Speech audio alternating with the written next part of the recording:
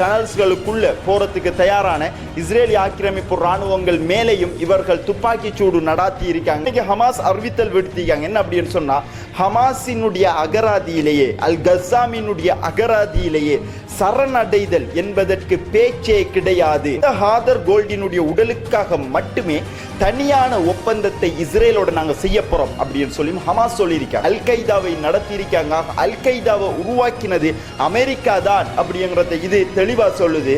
அல் கைதா அப்படிங்கறத விட தீவிரவாதத்தை மத்திய கிழக்குல விதைச்சது, விதைக்கு ஆரம்ப புள்ளியாக விதையை இட்டதும் அமெரிக்கா தான் அப்படிங்கிறதும் இதுல இருந்து நமக்கு தெளிவாயிருக்கு. இஸ்ரேல், சவுதி அரேபியா மற்றும் யுனைடெட் ஸ்டேட்ஸ் ஆஃப் அமெரிக்கா இந்த நாடுகள் 3 நாடுகளுமே சேர்ந்து மிகப்பெரிய அளவுல யமனுக்குள்ள உளவு நடவடிக்கைகளை பெரிய அளவுல ஒரு நெட்வொர்க்காகவே ஒருங்கிணைந்து செயல்பட்டு கொண்டு வந்திருக்காங்க. இன்றைய நாளுக்குரிய காணொலியை பார்க்க வந்திருக்கிற அனைவரையும் பணிவன்புடன் வரவேற்கின்றேன். மத்திய கிழக்குல என்ன மாதிரியான விடயங்கள் நடந்திருக்கு, உலக அரசியல்ல எவ்வாறான மாற்றங்கள் நடந்திருக்கு அப்படிங்கிற சம்பந்தமா இன்னைக்கு பல முக்கியமான தகவல்கள் கிடைச்சிருக்கு. அந்த முக்கியமான தகவல்களை இந்த வீடியோல நம்ம பார்க்க இருக்கோம். அந்த அடிப்படையில் ஆரம்ப கட்ட தகவலாக நம்ம பார்த்தோம் என்ன அப்படின்னு சொன்னா, ஜஹ்ரான் மம்தானி எல்லாருக்குமே தெரியும். நியூயார்க்கினுடைய வரலாற்றிலேயே சொல்ல போனால் அமெரிக்காவினுடைய வரலாற்றிலேயே முதல் முஸ்லிம் மேயராக தெரிவு செய்யப்பட்டிருந்தார். 34 வயதேயான இளம் மேயராகவும் அவரே தெரிவு செய்யப்பட்டிருந்தார். அந்த அடிப்படையில் இவருடைய ஆரம்ப காலகட்ட பிரச்சாரங்கள் எல்லாமே இஸ்ரேலிய ஆக்கிரமிப்பு ராணுவங்களுக்கு எதிராக, குறிப்பாக சொல்ல போனால் ஜியோனிஸ்டுகளுக்கு எதிராகவே இவருடைய பிரச்சாரங்கள் அமைஞ்சிருந்துச்சு. அந்த அடிப்படையில் இப்ப ஆவணங்களை ஜஹ்ரான் மம்தானி தயார் செஞ்சு கொண்டிருப்பதாக பல தகவல்கள் வெளியாக இருக்கு. அது என்னென்ன அப்படின்னு சொல்லி பார்த்தோம் அப்படின்னு சொன்னா, இப்ப நியூயார்க் சிட்டியை பொறுத்த வரைக்கும் எந்த விதமான வர்த்தக நடவடிக்கைகளோ இல்ல சும்மா சொல்ல போன ஒரு கடை வைக்கிற அப்படின்னு சொன்னாலும் முனிசிபாலிட்டி மாநகர சபையில அனுமதி பெறாமல் அந்த கடைகளை வைக்க முடியாது, எந்த ஒரு பிசினஸுமே செய்ய முடியாது. அந்த அடிப்படையில் ஜியோனிஸ்டுகளோட தொடர்புடைய அனைத்து வர்த்தக நடவடிக்கைகளையும் நியூயார்க் மாநகரத்தில் இருந்து ரத்து செய்வதற்கான ஆவணங்களை நியூயார்க் மாநகர மேயர் தயார் செஞ்சு கொண்டு வருவதாகவும், அது மட்டும் இல்லாம ஜியோனிஸ்டுகளுக்கு நிதி அளிக்கக்கூடிய நியூயார்க்ல இருக்கிற வங்கிகளையும் வெளிநாடுகளுக்கு அனுப்புற நிதிகளையும் இடைநிறுத்துவதற்கான ஆவணங்களையும் ஜஹ்ரான் மம்தானி தயார் செஞ்சு கொண்டு வருவதாக பல முக்கியமான தகவல்கள் வெளியாக இருக்கு. நம்ம எல்லாருக்குமே தெரியும், நியூயார்க் சிட்டியை பொறுத்த வரைக்கும் பல முக்கியமான நாடுகளுக்கு நிதி வழங்கக்கூடிய, நிதி அளிக்கக்கூடிய மிக முக்கியமான நகரமாக இருக்கு.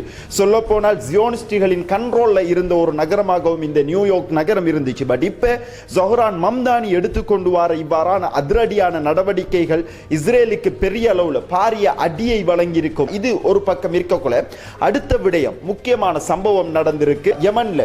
நேற்றைய தினம் யமனினுடைய ராணுவமாக இருக்கிற அன்சார் அல்லாக்கள், குறிப்பாக ஹவுத்திகள் அறிவிச்சிருந்தாங்க, இன்றைய நாள்ல முக்கியமான ஒரு தகவல் ஒன்றை நாங்க வெளியிடறதுக்கு இருக்கோம் அப்படின்னு சொல்லி அறிவிச்சிருந்தாங்க. அந்த அடிப்படையில் இன்னைக்கு அந்த முக்கியமான தகவலை ஹவுத்திகள் வெளியிட்டு இருக்காங்க. என்ன அப்படின்னு சொன்னா, இஸ்ரேல், சவுதி அரேபியா மற்றும் யுனைடெட் ஸ்டேட்ஸ் ஆஃப் அமெரிக்கா இந்த நாடுகள் 3 நாடுகளுமே சேர்ந்து மிகப்பெரிய அளவுல யமனுக்குள்ள உளவு நடவடிக்கைகளை பெரிய அளவுல ஒரு நெட்வொர்க்காகவே ஒருங்கிணைந்து செயல்பட்டு கொண்டு வந்திருக்காங்க. இந்த நெட்வொர்க்கை யமனினுடைய ராணுவம் மொத்தமாக கண்டுபிடிச்சு இவர்கள் எல்லாரையுமே கைது செஞ்சிருக்காங்க.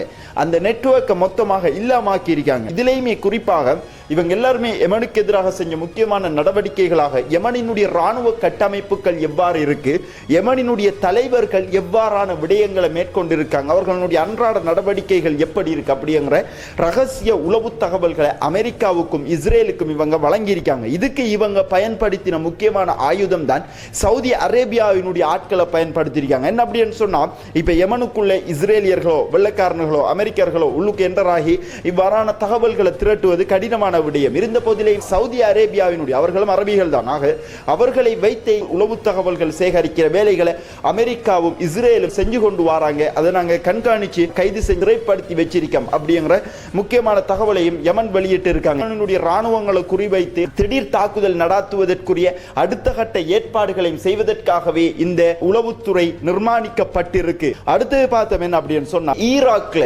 நவம்பர் 11 ஈராக்கினுடைய நாடாளுமன்ற தேர்தல் இடம்பெற இருக்கு. இந்த நாடாளுமன்ற தேர்தலில் முன்கூட்டியே வாக்குப்பதிவுகள் இன்றைக்கு நடந்து கொண்டு வருவதாக ஈராக்கினுடைய செய்தி நிறுவனங்கள் தகவல்கள் வெளியிட்டிருக்கு. 11 தேர்தல் வாக்குச்சாவடிகளில் பாதுகாப்புக்காக நிலைநிறுத்தப்பட இருக்கின்ற ஈராக்கிய பாதுகாப்பு குழுவினரும் அதே போன்று அங்கே தேர்தல் வாக்குச்சாவடிகளில் பணிபுரியக்கூடிய ஈராக்கினுடைய அரசாங்க உத்தியோகத்தர்கள் ஊழியர்களும் இன்று தங்களது வாக்கை பதிவு செஞ்சிருக்காங்களாம். 1.3 மில்லியன் ஈராக்கிய ராணுவ படையினர் இன்று இந்த வாக்கு பதிவு செஞ்சிருக்காங்க. அது மட்டும் இல்லாம 26,000க்கு மேற்பட்ட ஈராக்கினுடைய உத்தியோகத்தர்களும் ஊழியர்களும் இன்றைய நாளில் இந்த வாக்குப்பதிவை மேற்கொண்டிருக்காங்க. 329 மொத்தமான நாடாளுமன்ற உறுப்பினர்களுக்கான இடங்களுக்காக 7,700க்கும் மேற்பட்டவங்க இந்த தேர்தலில் போட்டியிடுறாங்க. இந்த தகவலை இன்று நாம் எடுத்ததுக்குரிய முக்கியமான காரணம் என்ன அப்படின்னு சொன்னா, ஈராக்கை மையப்படுத்திய இப்ப மத்திய கிழக்கினுடைய அரசியல் நகர்வுகள் நகர்ந்து கொண்டிருக்கு. ஈராக்கை யார் கட்டுப்படுத்தி வைக்க போறார் அப்படிங்கிற ஒரு கேள்வியும் இப்ப நமக்குள்ள இருக்காக. ஈரானும் ஈராக்கை டார்கெட் பண்ணிருக்காங்க, அதே போன்று அமெரிக்காவும் ஈராக்கை டார்கெட் பண்ணிருக்காங்க. இப்ப நடக்க இருக்கிற இந்த தேர்தலில் அமெரிக்காவினுடைய கட்சி சார்பான ஆட்கள் நிறைய பேர் இந்த தேர்தலில் களமிறக்கப்பட்டிருப்பதாக, இவர்களை எவ்வாறாவது வெற்றியடைய வைக்கணும் அப்படிங்கிறதுக்காக, ஈராக்கில் ஒரு ஆட்சி மாற்றத்தை ஏற்படுத்தணும் அப்படிங்கிறதுக்காக அமெரிக்காவும் இஸ்ரேலும் பாரிய அளவுல வேலைகளை ஈராக்குக்குள்ள செஞ்சு கொண்டு வராங்க. அதே மாதிரி இந்த தேர்தலை மையப்படுத்தி ஈரானும் அவர்களினுடைய ஆதரவாளர்களை வெற்றியடைய வைத்து ஈராக்கை முழுமையாக நமது கட்டுப்பாட்டின்கள் கொண்டு வர வேண்டும் அப்படி என்பதற்காக ஈரானும் மும்முரமான வேலைகளை தொடர்ச்சியாக செஞ்சு கொண்டு வராங்க. இந்த தேர்தலினுடைய முடிவுகள் ஈராக் வந்து ஈரான் சார்பான நாடாக இருக்கின்றதா அல்லது அமெரிக்கா சார்பான நாடாக இருக்கின்றதா அப்படிங்கிறத இந்த தேர்தலினுடைய முடிவுகள் வெளிக்கொண்டு வரும். ஈராக்கினுடைய தகவல்கள் இவ்வாறு இருக்கக்குள்ள சிரியாவை பொறுத்த வரைக்கும் நம்ம எல்லாருக்குமே தெரியும். நேற்றைய வீடியோக்களை நம்ம கூட பார்த்திருந்தோம். அகமது அல்-ஷரா முன்னாள் அல் கைதாவினுடைய தளபதி ஜொலானி என்று அழைக்கப்பட்டவர் இப்ப அமெரிக்காவுக்கு போயிருக்கார்.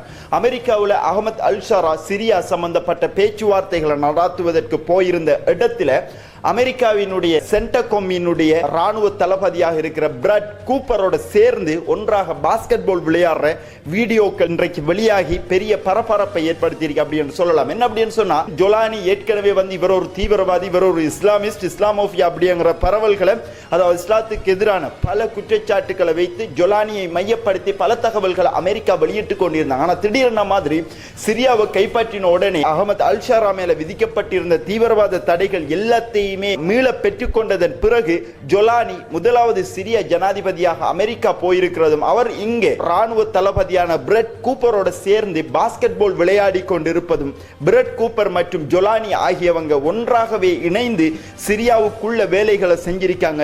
ஒன்றாகவே இணைந்து அல் கைதாவை நடத்தியிருக்காங்க. அல் கைதாவை உருவாக்கினது அமெரிக்கா தான் அப்படிங்கிறத இது தெளிவா சொல்லுது. அல் கைதா அப்படிங்கிறத விட தீவிரவாதத்தை மத்திய கிழக்குல விதைக்கு ஆரம்ப புள்ளியாக விதையை இட்டதும் அமெரிக்கா தான் அப்படிங்கிறதும் இதிலிருந்து நமக்கு தெளிவாயிருக்காக. இவர்களுடைய இந்த அந்யோன்யமான உறவு வருங்காலங்களில் சிரியாவை மொத்தமாக அமெரிக்காவிடத்தில் தாரை வார்க்கும் செயற்பாடுகளாகவே இருக்கும். தொடர்ச்சியாக பார்த்தோம் அப்படின்னு சொன்னா, தெற்கு லெபனான் மேல தொடர்ச்சியான இஸ்ரேல் தாக்குதல் நடாத்தி கொண்டு வந்தாலும் ஹிஸ்புல்லாக்கள் மௌனம் காத்து கொண்டே வராங்க. இன்று வரைக்கும் நிலைமை அவ்வாறு இருந்து கொண்டிருக்கு. அந்த அடிப்படையில் உளவு தகவல்கள் வெளியாக இருந்துச்சு. இந்த உளவு தகவல்கள் ஹிஸ்புல்லாக்கள் வேகமாக கட்டமைப்பு வேலைகளை செஞ்சு கொண்டு வராங்க அப்படிங்கிற தகவல் கிடைச்ச உடனே தொடர்ச்சியான வான்வழி தாக்குதலை இஸ்ரேல் லெபனான் மேல செய்யறதுக்கு ஆரம்பிச்சிருந்தாங்க. இன்னைக்கு அமெரிக்கா வழியாக இஸ்ரேல் லெபனானினுடைய ராணுவத்திற்கு முக்கியமான தகவல் ஒன்று அனுப்பியிருக்காங்க. என்ன அப்படின்னு சொன்னா, ஹிஸ்புல்லாக்களை நிராயுத பாணியாக்குற திட்டத்தை லெபனானினுடைய ராணுவத்துக்கிட்ட நாங்க ஒப்படைச்சிருந்தோம். ஆனா அது வேகமாகவும் துரிதமாகவும் எந்த ஒரு இடங்கள்லையுமே நடைபெறல. அப்படி நடைபெறாத விடத்து, ஹிஸ்புல்லாக்கள் ஆயுதங்களை கீழே போடாத விடத்து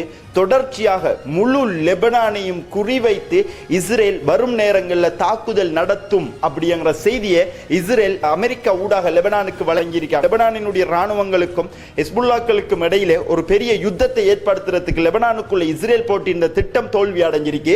லெபனான தாக்குதல் நடாத்தியாவது ஹிஸ்புல்லாக்களுக்கு எதிராக ராணுவத்தை லெபனானினுடைய மக்களை நாம் திசை திருப்பணும் அப்படிங்கிற அடிப்படையில் இஸ்ரேல் இந்த தகவலை லெபனானினுடைய ராணுவத்துக்கு அனுப்பியிருக்காங்க. இருந்த போதிலையும் லெபனானை பாதுகாக்கிறதுக்கு ஹமாஸுக்காக நாங்கள் பதிலடி தாக்குதல் நடாத்த வேண்டிய சந்தர்ப்பங்கள் ஏற்படும் அப்படின்னு சொல்லி ஹிஸ்புல்லாக்கள் ஏற்கனவே அறிவித்திருந்ததை போன வீடியோல நம்ம பார்த்திருந்தோமாக. லெபனானினுடைய சூழ்நிலை என்பது தொடர்ச்சியான பதற்றமான சூழ்நிலையாகவே இருந்து கொண்டிருக்கு. அடுத்து பார்த்தவன் அப்படின்னு சொன்னா ஹாதர் கோல்டின் அப்படிங்கிற பேர் வந்து காசாவுக்குள்ளே தொடர்ச்சியாக அடிபட்டு கொண்டு வருகிறது. ஹாதர் கோல்டினுடைய உடலை ஹமாஸ் இப்ப மீட்டு இருக்காங்க அப்படிங்கிற தகவலும் அடிபட்டு இருக்கு. இந்த ஹாதர் கோல்டினுடைய உடலுக்காக மட்டுமே தனியான ஒப்பந்தத்தை இஸ்ரேலோட நாங்க செய்ய போறோம் அப்படின்னு சொல்லி ஹமாஸ் சொல்லியிருக்காங்க. அப்படி என்றால் யார் இந்த ஹதார் கோல்டின் அப்படின்னு சொல்லி பார்த்தோம்னா 2014ஆம் ஆண்டு இஸ்ரேல் காசா யுத்தம் இடம்பெற்றிருந்துச்சு. அந்த சந்தர்ப்பத்தில் 2014 ஆகஸ்ட் 1ஆம் தேதி இஸ்ரேலுக்கும் ஹமாஸுக்கும் இடையில யுத்த நிறுத்தம் ஏற்பட்டிருந்துச்சு. அந்த நேரங்களில் ஹாதர் கால்டின் அப்படிங்கிற இஸ்ரேலினுடைய முக்கியமான லெப்டினன்ட் ஜெனரலாகவும் படைப்பிரிவுகளினுடைய முக்கியமான தளபதியாகவும் இருந்த இவரை காணல அப்படின்னு சொல்லி இஸ்ரேல் என்ன செய்யறாங்க அப்படின்னு சொன்னா சில நேரங்களில் இவர் ஹமாஸால பிடிபட்டிருக்கலாம் அப்படிங்கிற அடிப்படையில் ரஃபாவுல வச்சு தான் இவர் காணத்து போயிருக்கார். இந்த ரஃபாவை குறிவைச்சு இஸ்ரேல் வான்வழி தாக்குதல் நடாத்த ஆரம்பிக்காங்க 2014ஆம் ஆண்டு. அந்த சந்தர்ப்பத்தில் 130 தொடக்கம் 200 பாலஸ்தீனியர்கள் கொல்லப்பட்டாங்க. தாக்குதல் முடிய இஸ்ரேல் வந்து பிளாக் ஃப்ரைடே அப்படின்னு சொல்லி அறிவிச்சு போட்டு இந்த ஹதார் கோல்டின் ஒன்று ஹமாஸால கொல்லப்பட்டிருக்கலாம் அல்லது இஸ்ரேல் வீசிய வான்வழி தாக்குதல் ஊடாக கொல்லப்பட்டிருக்கலாம் அப்படின்னு சொல்லி போட்டு அந்த கேஸை மொத்தமாக இஸ்ரேல் க்ளோஸ் பண்ணியிருந்தாங்க. பட் இப்ப ஹமாஸு கிட்டதான் கடந்த 11 வருடங்களாக ஹதார் கோல்டின் இருந்திருக்கார். இந்த யுத்தத்தில் தான் அவர் மரணிச்சிருக்கார். இப்ப இவரினுடைய உடலை ரஃபா பிரதேசங்கள்ல இருந்து ஹமாஸ் மீட்டெடுத்திருக்காங்களாம். இந்த உடலை இப்ப இஸ்ரேலு கிட்ட வழங்கணும் அப்படின்னு சொன்னா ஏற்கனவே வந்து மஞ்சள் கோடுகளுக்குள்ள டனல்ஸ்களுக்குள்ள சிக்கி கொண்டிருக்கிற 150 ஹமாஸ் போராளிகளை வெளியே விட்டால் மட்டும்தான் இந்த உடலை நாங்க தருவோம் அப்படின்னு சொல்லி ஹமாஸ் சொல்லியிருக்காங்க. இதுக்கு ஹாசிம் காசிம் ஹமாஸினுடைய ஊடக பேச்சாளர் முக்கியமான கருத்துக்கள் சிலவற்றை சொல்லியிருக்கார். என்ன அப்படின்னு சொன்னா கடந்த 11 ஆண்டு காலமாக இஸ்ரேலிய ஆக்கிரமிப்பு ராணுவங்களால் கைதியையே அவர்களுடைய ராணுவ தளபதியை மீட்டெடுக்க முடியாம போயிருந்துச்சு. அவர் சம்பந்தப்பட்ட எந்த ஒரு தகவலையும் 11 ஆண்டுகளாக இஸ்ரேல் பெற்றுக்கொள்ள முடியாமல் போயிருக்கு. இதுல இருந்து இஸ்ரேலினுடைய மொசாட்டை விட இஸ்ரேலினுடைய ராணுவங்களை விட அல் கஸாம் பிரிகேடும் ஹமாஸுமே மேலோங்கி காணப்படுறாங்க. அது மட்டும் இல்லாம யுத்தத்தின் ஊடாக இவர்கள் அவர்களுடைய பணைய கைதியை மீட்டெடுக்கல, எங்களோட சமரசம் செய்து பேச்சுவார்த்தை மூலமாக மட்டும்தான் அவர்களுடைய பணைய கைதி அவங்க மீட்டு இருக்காங்க அப்படிங்கிற தகவலையும் ஹாசிம் காசிம் வெளியிட்டு இருக்கார். அது மட்டும் இல்லாம ரஃபா பிரதேசங்களுக்குள் சுரங்கப்பாதைகளுக்குள்ள சிக்கிக் கொண்டிருக்கிற பாலஸ்தீனிய போராளிகள் 150 தொடக்கம் 200 பேர் அப்படின்னு சொல்றாங்க, 150 அப்படின்னு சொல்றாங்க. பட் எவ்வளவு அப்படிங்கிறது ரெண்டு தரப்பாலையும் உறுதிப்படுத்தி சொல்லல. இவங்களை வெளியே எடுக்கிற அப்படின்னு சொன்னா அவங்க வெளியே வரட்டும், ஆனா இவங்களை நாங்க கைது செய்வோம் அப்படின்னு சொல்லி இஸ்ரேல் சொல்லியிருந்தாங்க. கைது செய்யறது மட்டும் இல்லாம இவங்களுக்கு எங்களுடைய சிறைச்சாலைக்கு தான் கூட்டிட்டு போவோம் அப்படின்னு சொல்லி இஸ்ரேல் சொல்லியிருந்தாங்க. பட் இன்னைக்கு ஹமாஸ் அறிவித்தல் விடுத்திருக்காங்க. என்ன அப்படின்னு சொன்னா ஹமாஸினுடைய அகராதியிலேயே அல் கஸாமினுடைய அகராதியிலேயே சரணடைதல் என்பதற்கு பேச்சே கிடையாது. வெளியெடுக்கணும் அப்படின்னு சொன்னா ஒன்று அவர்களோட போராடணும், அப்படி இல்லை அப்படின்னு சொன்னா பேச்சுவார்த்தை ஊடாக, அதாவது நான் நேரத்தோட சொன்ன மாதிரி இந்த ஹதர் கோல்டின் அப்படிங்கிறவருடைய உடல் உங்கள்கிட்ட தரம் அவ்வளோ பேரை நீங்க வெளியெடுத்து எங்கள்கிட்ட தரணும் அப்படிங்கிறப்பல ஒரு பேச்சுவார்த்தைகள் இப்ப போய்கொண்டிருக்கு. ஆக இப்ப வந்து காசாவினுடைய யுத்தம் மாட்டிக்கொண்டிருக்கிற 200க்குட்பட்ட